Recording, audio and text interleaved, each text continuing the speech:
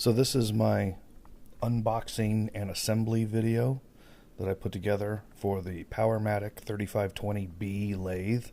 I bought this lathe a couple weeks ago during the month of August 2017 when Powermatic put the B model on sale. They reduced the price by 20%. They're discontinuing the B model. They announced the C model, the 3520C model, back in June. And so they're basically getting rid of the old inventory of the B model, and so they reduced the price by 20% and got a pretty good piece of equipment at a significantly reduced price. The unit comes almost completely assembled in one box. It has a shipping weight of, I think, 670 pounds, certainly over 650 pounds, and an assembled weight of 630 pounds. First thing you have to do when you get it is remove the tailstock, the headstock, and the banjo from the latheways, flip the unit over, and then install the legs onto the latheways. That's what I'm doing here. It also comes with 4 feet that screw into the bottom of the legs, and so I made sure to screw the feet all the way in initially, so that when we flip the assembled unit over, there's no chance of bending the feet. Flipping it over was the only time when I actually needed help. My wife came out and helped me flip the unit over. Like I say, 630 pounds, fully assembled. It's a pretty heavy unit. So once the legs are mounted to the ways, the feet are mounted, I then jacked up each side of the legs and unscrewed the feet to get them to the proper height. For my unit, I actually bought a set of mobile wheels. This is not an accessory that's available from Powermatic, but rather another manufacturer. They're about $400, and they are specifically made for the 35B or 3520 lathe.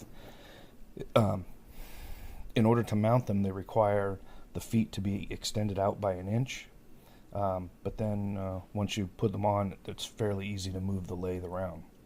So once I got the wheels on the legs, I then went ahead and put the tailstock and banjo back onto the machine, lifted the headstock up onto a stool, and then from there I was able to wiggle it onto the latheways.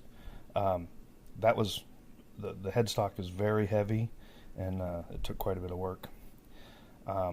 Once that was all together, then I could go ahead and install some of the other accessories that come with it. It comes with a little tool caddy that goes on the end to hold the knockout bar and drive center, the wrench, the live center, and it also comes with brackets for a spindle duplicating feature.